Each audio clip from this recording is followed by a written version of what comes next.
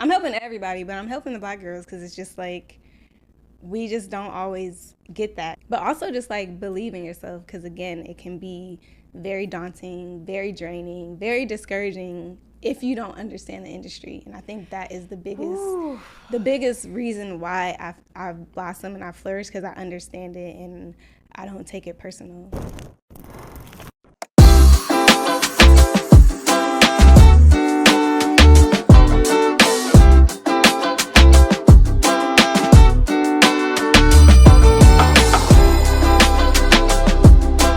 Bold and Brilliant Life with Bianca Peart. Welcome to Bold and Brilliant Life. I'm your host, Bianca Peart, and today's guest is a rock star. She's a professional dancer. She's a costume designer. She even is an entrepreneur and has designed her own swimwear brand called Capri Swim. Welcome to the show, Ashely Capri. Hi, Bianca. Thanks for having me. I'm so excited that you're here with us. I know you're doing so many things, so I appreciate you taking the time to be here to share your story. Of course. I've known you for a while, actually, working in, at the Brooklyn Nets together. Mm-hmm. So I've seen you on the ground doing your thing. You're all about heart, you're all about hustle, and you're all about healing. So you amplify and represent Bold and Brilliant Life. So I'm so glad you're here with us.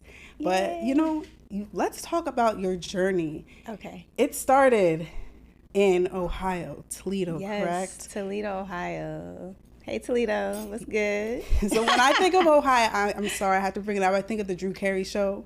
Cleveland rocks. I know it's not Toledo, but whenever I think of Ohio, I think of the Drew Carey show. I've never seen it. You've never seen the Drew Carey show? I'm going to look at it tonight. I'm going to watch it tonight. What? Wait, Drew Carey? Like from The Mask?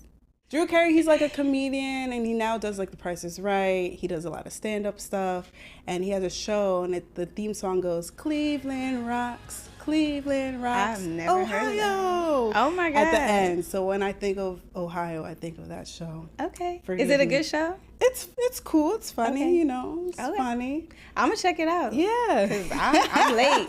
I'm late, child. It's all good. It's all good. But Toledo, Ohio, what was that like growing up? Toledo, how do I say this? Toledo is interesting. Yeah. It's like a small city. It's like very industrial. A lot of blue collar workers, a lot of, it's like country, but city, but more country than city. My grandparents immigrated there in the 60s from Georgetown, Guyana. So It was like they wanted to start the American dream, and Toledo was the first place that gave my grandpa a job. And that is what helped him bring over our whole family from Georgetown, Guyana.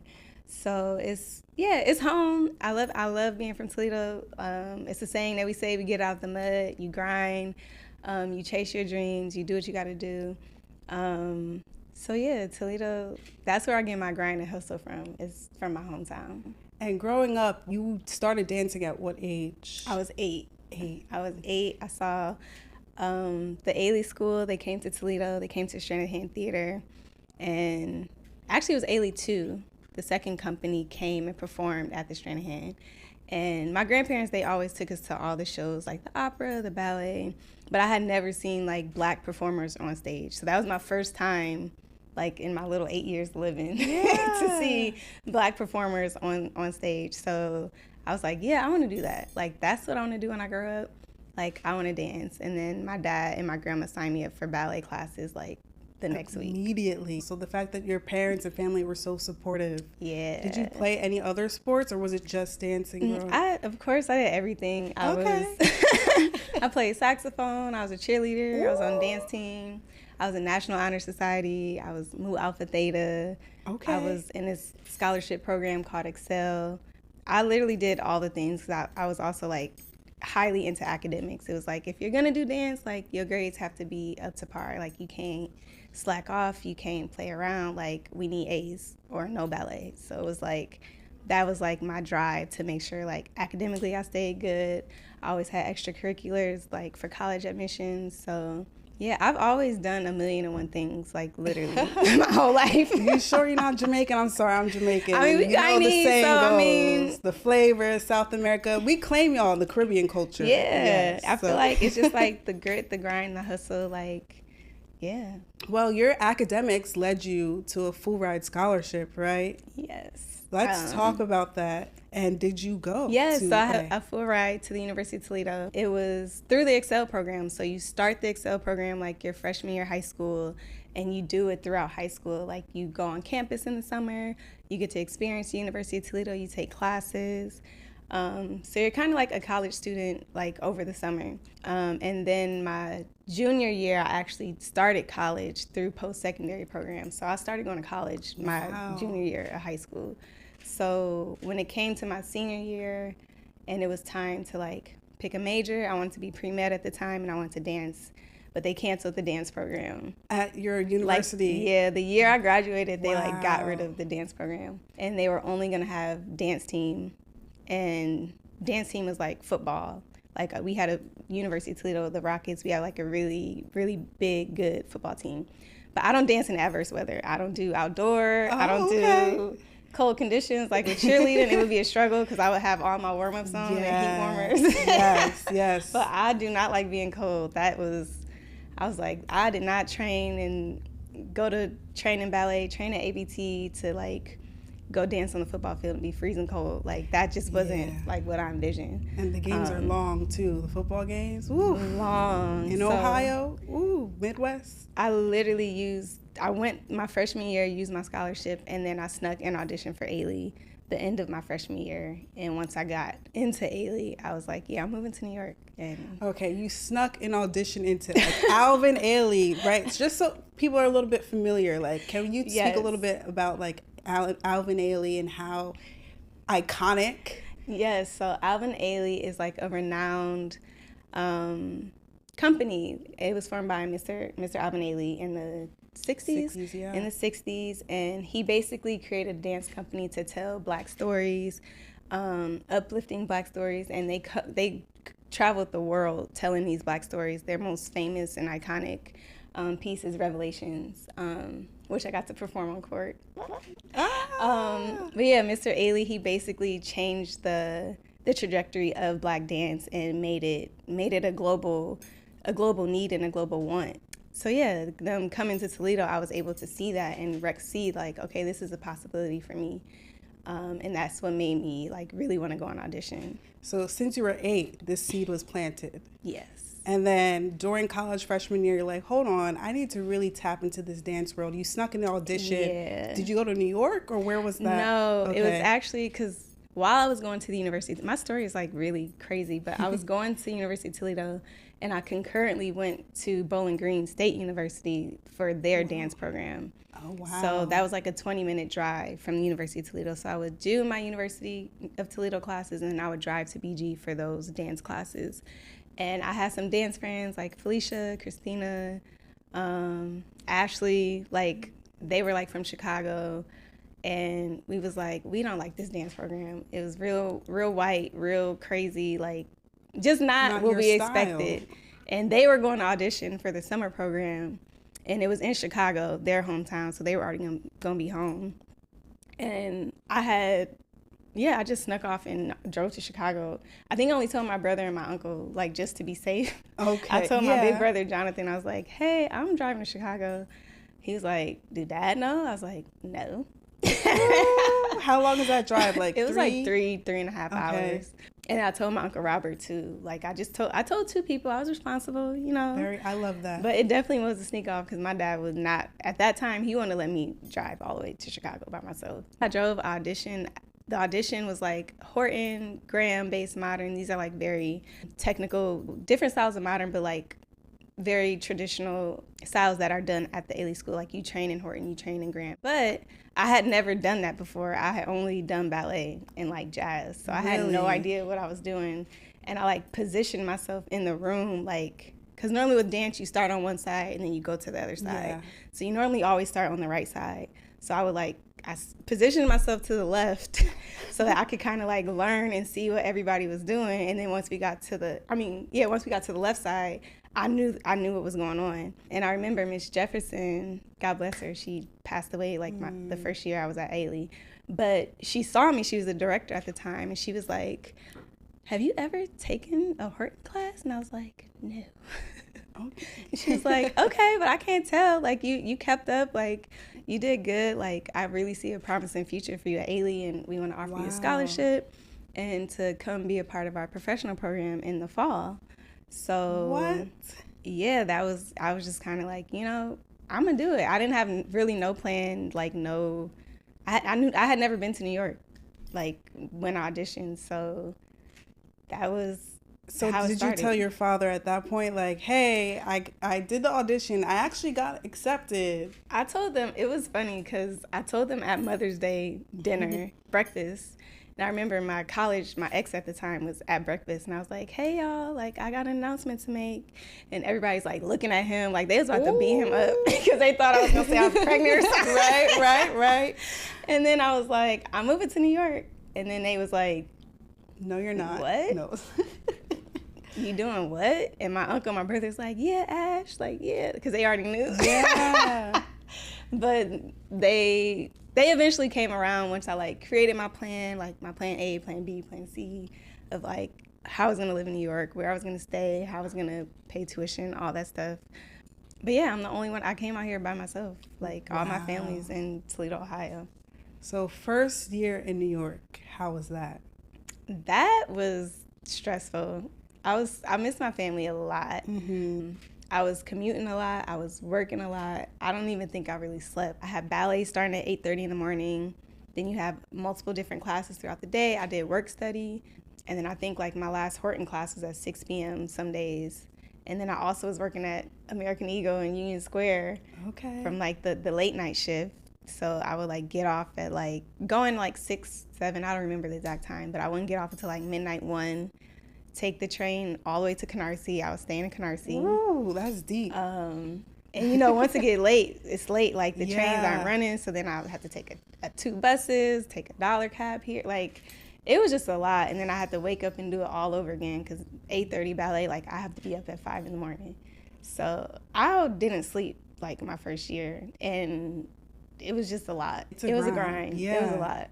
And while you're at Ailey, like, what was your plan? You got in, now you have this incredible, curriculum, if you will, experience underneath Alvin Ailey, like the iconic institution. You started in ballet and you learned those different styles and techniques. How did you transition into what we now have seen you as a Brooklyn Nets dancer, NBA dancing, which is street style jazz, all different formats? How did that happen? Well, the goal was to be in Ailey, in the company, the second company, first company. But after my 3 years at Ailey, there were some financial aid issues, and it was I could either finish the degree I started at the University of Toledo and have my bachelor's of science for exercise science, in case I get injured. I did get injured at Ailey my 3rd year, which put a lot of stuff into perspective of okay, this actually can end at any second. Because when you're in it, you're excited, you're having fun, those type of realities at 18, 19, 20, they don't feel like a reality until it happens. But it was I got injured, and at least 4 or 5 of my friends got injured, and one of my friends got so injured she had to move back home. She couldn't finish the program. So I decided to leave Ailey early, use the little bit of financial aid that I had left in Ohio because it would go further. Because in New York, I was still considered out of state. True. Yeah, it was it's my whole life has been strategy. And it was just so I left and I went back to Toledo, finished my undergrad. I finished my last 3 years in 2 years. Wow. So I went spring, summer, fall for 2 years straight. Worked at the Toledo hospital. They paid for part of my tuition. So I worked full time at the hospital. While working as full-time I had student. 16 to 18 college credit hours while working full time. Yeah. And luckily I had my coworkers, I call them my friends now, they would switch shifts with me. I'd be you can have every weekend off if I can have this day off for my lab, this day off, because I was working full time in Toledo Hospital, going to University of Toledo, and I was also dancing for a company in Detroit called Eisenhower Dance Ensemble. I was apprentice with them. And then I had switched over to Stacy Pearl Dance. So I was basically working 3 jobs, when I was back in Toledo. And I would just lean on, my coworkers, they would switch shifts. They would cover me. I had friends in college, Mikeys, y'all know who y'all are. Sinkay, Ryan, Austin, like they would like take notes for me. If I was running late to lab, they would like look out for me and like make sure. So I just had like a big community that kind of helped me do all of these different things so I could get to the end goal. Because it was, I don't even, till this day, I don't know how I was doing everything I was doing, because it sounds crazy to like say it to you out loud. Yes, but because like Pittsburgh is like 2.5 hours from Toledo. Detroit was like 45 minutes away. Yeah, I was just driving all over just so I can like get to my dream and like get back to New York. Like I wanted to keep dancing, but I wanted to finish my degree just to have something to fall back on, worst case scenario. So I just did what I had to do, and I was like just telling myself this is temporary. I just had tunnel vision, like I'm not sleeping, I don't have a social life, but this is just 2 years. Like I just got to get through these 2 years, and then I'll be back in New York and everything will be great. So, and you came back to New York, and yes, things have been turning out great. Yes, it was like when I tried to get into the contemporary world in New York, financially it just didn't make sense. You don't make a lot of money as a concert dancer, contemporary dancer. They would want me to like be in rehearsals from 9 to 5. And I'm like, when am I gonna work? Yeah. And they're like, oh, a lot of people work like night jobs or like waitress jobs or bartending jobs. So I'm just like, I have to go through another few years of just no sleep and grinding to make like barely enough to like live in the city. So I went back to the hospital space because that's like what I know, like insurance verification, admin stuff, just like higher paying stuff, but like I can like maneuver and navigate to audition. And I would like crash auditions. I didn't have an agent at the time. Crash auditions, like anytime I could get an audition, I just looked at it like a free class. Like, and it's, again, like you said, it's a grind, because the audition world is very taxing. You're taxing there all day, and then like sitting around, then you do the audition, it may last even 1 minute, and they're like, oh, never mind, we're good. It's a lot. It's mentally taxing, debilitating. It would literally be auditions. I would like, they'll be like, they call it like a slate. You just walk. Like you don't get to dance. You don't get to you don't get to hit the step. You don't get to learn a piece of the step. Like you just walk in front of them and they be like, thank you. And like, so it was like that over and over and over and over and over again. But I don't know, I have tough skin. I don't really take stuff personally. I understand the industry that I'm in. It's about looks. It's about body types. It's about, is it enough black girls? Is there enough white girls? Like oh, you're replacing this person. Can you fit this costume? So you can't really take anything personal, or else it will really like break you down. And I think just because I came from like a more academic space, and I was just more about strategizing like how I was gonna make this passion like turn into a career, I was just a little bit more open to like shifting and pivoting what it looked like.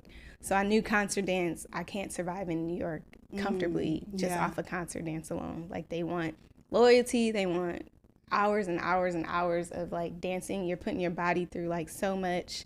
You don't have benefits. You don't have any type of like structure. So when I switched over to commercial dance, I had to train for that, like taking street jazz class, taking hip hop classes. Again, I'm in the contemporary world. I'm in the ballet world. So it's like newish to you. Yeah, it's like, it's new. And again, like, you know, we're Caribbean. I have some flow, but like my training is like ballet, technical, modern, contemporary. So I just had to train myself in the spaces that I wanted to be in. So that meant going to class after work, going to auditions that I knew I probably wasn't going to get, but just going in there to like see the choreographers, see what they do, and just learn like what the commercial dance world looked like. Because they didn't really teach you that at Ailey. They teach you to like train to be an Ailey dancer. They don't train you to like branch off and do other things in other spaces, which I wish they did. And I feel like that's how most dance conservatories are. They want you to stay in the concert dance space. But realistically, that's just it's not sustainable in New York. You got to be able to do a little bit of everything. So how many auditions did you do roughly until you got your first yes in the commertal space? Girl, and what was that first yes? I did a gazillion. I don't even know. I wasn't keeping track. So you did a lot of auditions. And you never gave up. So what was your first yes? And that was your breaking moment into the commercial space? I feel like my first my first yes before the Nets, it was like a MTV like dance-a-thon thing. Yeah. And I can't even remember the audition process now, but I think I got to a point because I was auditioning so much that I just didn't have expectations. Like I literally was treating it like class and just like having fun because I was like, I don't have the energy to be sad about being told no again. It's like, that's real. So then I feel like the more that I stopped like overthinking it and just like having fun, it's like that's when I started getting booked more. So I booked the like MTV Dance-a-thon thing. It was like a freestyle, like little quick moment. And then I booked like something for Budweiser, like a commercial.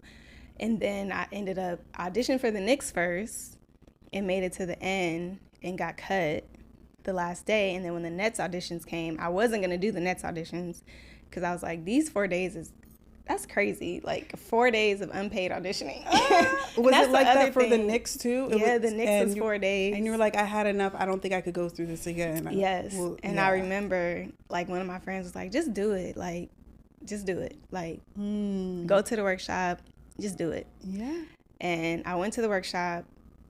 And that was like helpful for the coaches to see me. And I had my friend Whitney. We went to Ailey together, and she, Whitney. Yes, and she was already on the team. So she was like, "Girls, black girls leaving. This your year." Oh, that's important. And it was tea. It was like, it's black girls leaving. Like the black girls need to come audition. Yeah.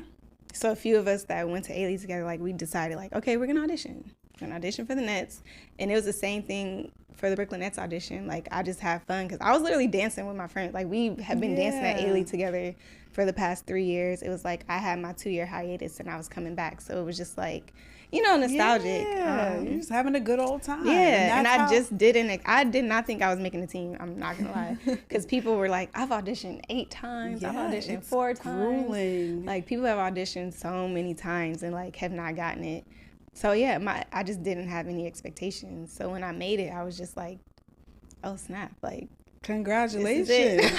You got your ticket. Now you have been on the team for how many? Almost 10? Yeah, this is my 10th season. Wow. Yes, 10 seasons. 10 years. 10 years as an NBA professional dancer. Mm-hmm. That is not an easy feat, especially with the Brooklyn Nets, because y'all are like the top. I see it firsthand. The most athletic, diverse, multifaceted athletes. And we have to do all the styles. Again, like I had to learn light feet.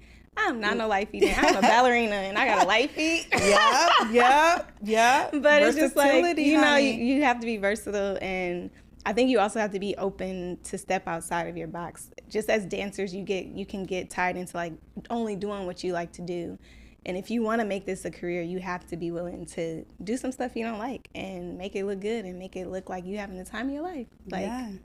I see you out there, you having the time of your life. You make it look great. And what I love and like why I feel like I have an affection towards you, because I see myself in you. Yeah. You're one of like the few dancers of our complexion doing your thing in your fro, in your natural hair. Like I love watching that. Thank you. How does it feel? I'm sure you hear this all the time, like, but how does it feel to represent Black, brown-skinned women in the commercial space? I love it. I feel like I love to help Black dancers.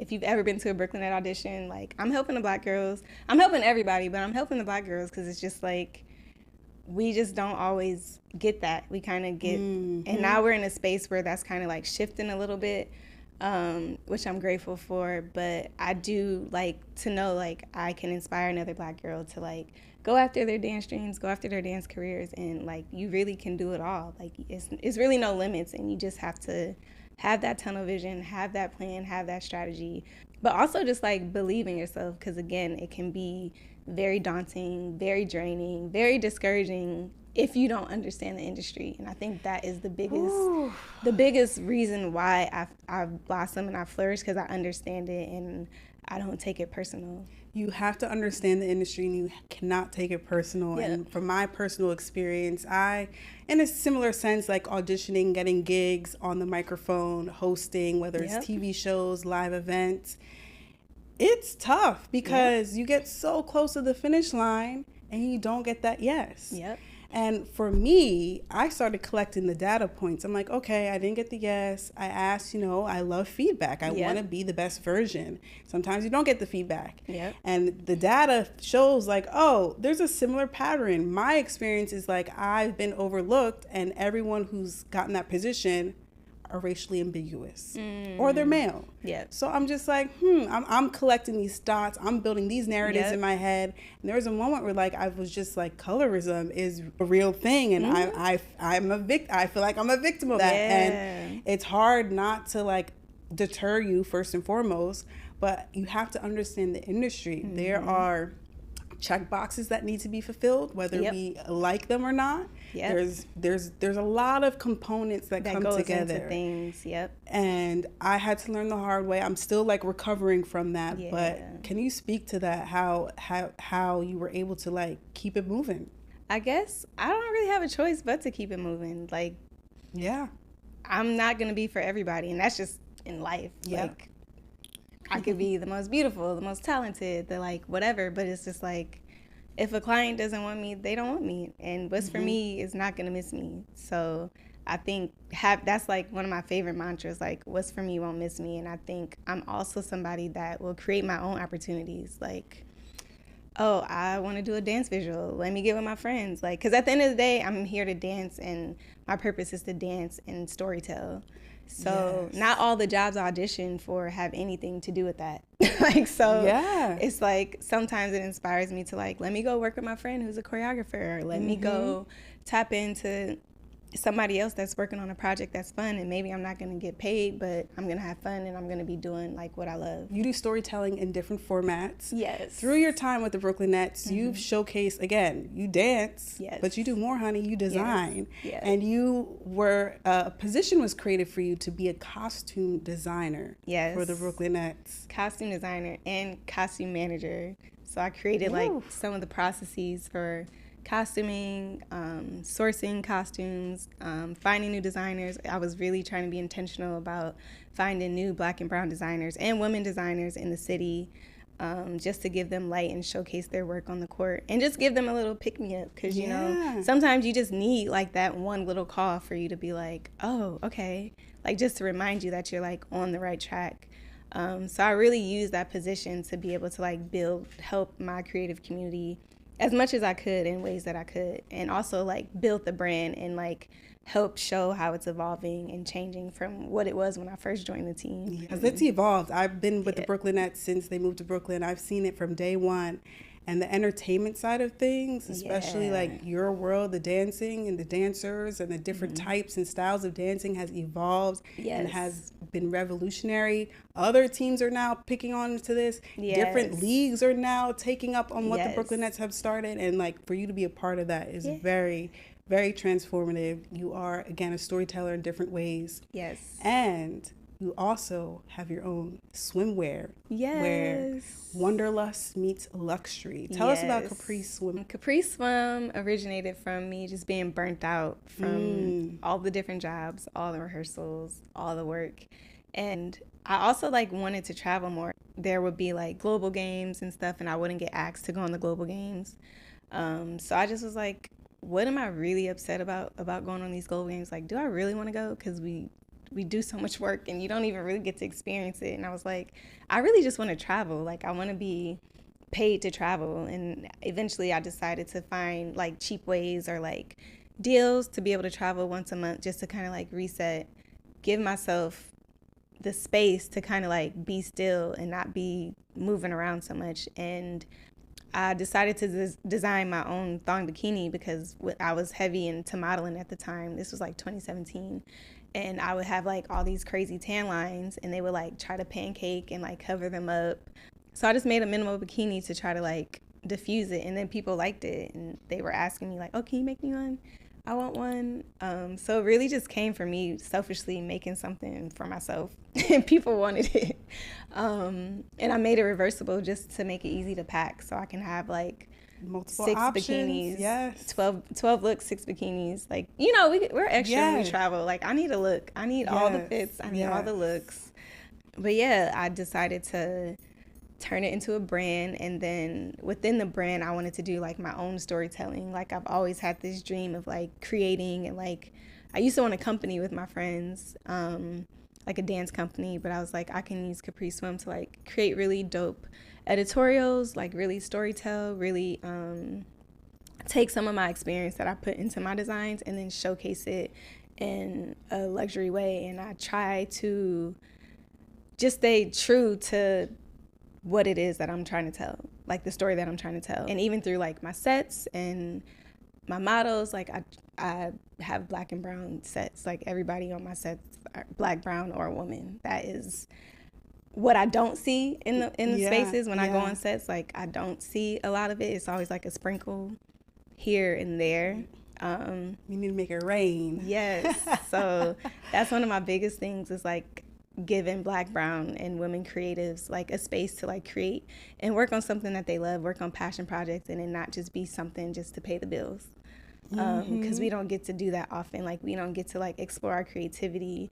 I love collaborating. I love meeting new people and creatives to collaborate with. That's like one of my favorite creative pastimes. nexus, right? Yes. You even started your own creative community, bringing people together. Yeah. This is where I'm actually wearing one of her. Look at the logo, Capri Swim here, reversible. Yes. You know, That's the olive and bronze yes. mannequin. That capsule was blooming. And that was the first capsule that I started after I decided to scale my business and manufacture in New York City. I had people asking me like, when are you going to make men's? When are you going to do this? When are you going to be in stores? And I think I was just in a season of prepping to like phase out of like dancing as a Brooklynette and figuring out like what I wanted to do post life as a Brooklynette. So I was like in a season of blooming. Like I was in a season of like coming into myself and coming into who I am, like not as a Brooklynette, because I have been Brooklynette Ashley for and so long. And our identity is tied to that. Sometimes you have to be like, wait, who am I? What is my purpose? Yes. Like, this can't be it. And being a brand ambassador, it actually is tied to it. It's like it controls like what I can post, how I can speak when a camera is out. Like even if I'm just out in a space and I'm not in any type of branding, like somebody could realize, oh, that's Brooklyn Ashley, tag the brand, and like, you know. So I've had to, for the past 10 years, like be in a space where I'm like always a brand ambassador. Like I'm always on, I'm always like have to be the best version of myself. And not to say I wouldn't be if I wasn't, but it's just heightened.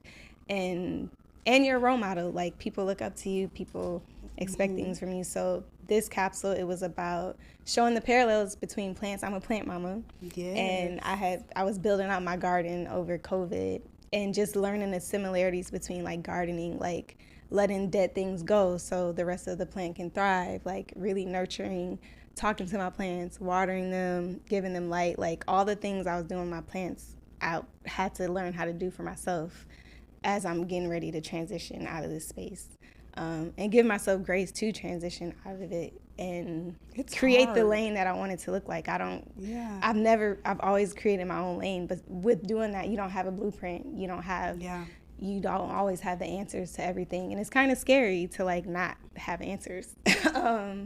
So yeah, blooming came from a space of like, I was blooming into this new world as an entrepreneur, as a designer, as a CEO, as a founder, as somebody that can hire black and brown and creative women and give them opportunities to showcase their talents, to build their resumes. Like I literally have people emailing me like they want to work with me in the brand, and I would never have thought like 2 years, 3 years, 4 years ago, like I would be in this space. I just did it scared, and I was just like, I told my story. I like to write, so I was able to like tell my story, and my friends were like all down to like model for me and like help me bring my vision to life. So that's what birthed blooming. It was like showing the colors are like very earth tones. Yeah. Even the set design for it, it was like all rooted in like plants, like different types of plants.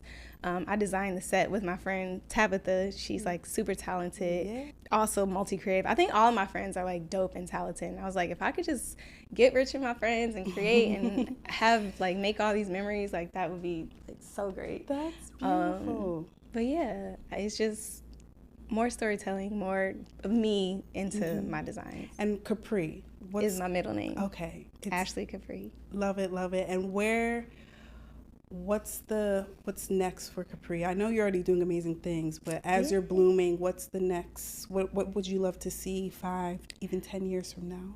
You know what? I am not putting that pressure on myself. Okay. I am just being present, and I'm going to keep telling the stories through my brand. I'm going to keep designing and creating and working with friends and supporting friends and all their endeavors. And yeah, I feel like I've accomplished a lot. And not to say I can't accomplish more, but I think I'm trying to be in a space to where I can like sit and relish in my accomplishments, because you can get to just like, oh, the next thing, oh, the next thing, oh, the next thing, oh, the next thing. Yeah.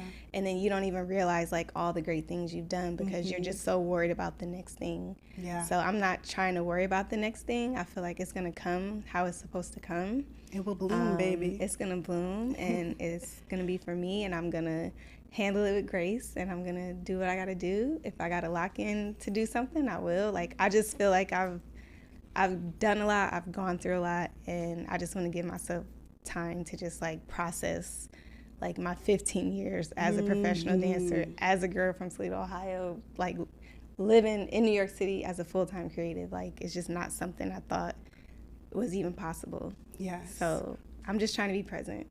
And I love that. And you've been doing the darn thing 15 years. It's interesting how you call it back, right? And like put all the dots together. Any final words you want to say to our audience on how to live a bold and brilliant life? Again, you've exemplified it, but I know someone's over there like, darn, that's a lot. She left school, then went back to school, then got her degree. Like, how do I jump and make that leap? How do I be strategic? Like, what are some final words for our bold and brilliant life folks? I would just say, just do it scared. It's okay. It's okay if you mess up. It's okay if it doesn't look how you want it to look. I think I had to release the idea of like, this is what I wanted my life to look like, and then accept like, this is the plan that God had for me, and I just need to follow that course and follow it fully, and lean on my community, lean on the people that love me, that truly love me, and that will like support me and uplift me. Because my community, my tribe is like massive. Like, I have people, yes, it is, from all walks of life that like love me and support me and show up for me because I love them and support them and show up for them. So yeah, just do it scared. Do it scared and do it with love. Yes. Be genuine, be you. And I love you for being you. Yes. It's led you to amazing things. I just love watching you bloom. I already know amazing things are just going to keep evolving. I know you're going to Soconomics, right? You're traveling through work, which is now awesome. Before you just traveling, it's the release. Now you get to travel. I get to travel and get paid. So. And I actually, Selena was a Brooklyn dancer. Yes, I met her. Yes. She was leaving the Brooklyn. She was one of the Black girls that left the Brooklynettes. So I probably took her spot, or one of us took her spot. And then we danced in the VMAs with Rihanna together. And I remember from then we were just like connected. Like, I didn't really know her. I just knew of her through the Brooklynettes. But knowing that struggle of being a Black girl on an NBA dance team, and just kind of like, you know, you become kindred sisters. So I'm super proud to sponsor Soconomics. And they'll be in Capri Swim in the Grill, Jamaica this weekend. Ooh. And Soconomics is also, we're both Caribbean. So it's kind of like, everything is always a full circle moment, which I love. I love, love, love full circle moments. And yeah, I'm excited to show you guys who else I'll be collabing with in the future. Yes. Well, thank you so much. This is Ashely Capri. She lives a bold and brilliant life. We'll catch you all next time. Bye, guys.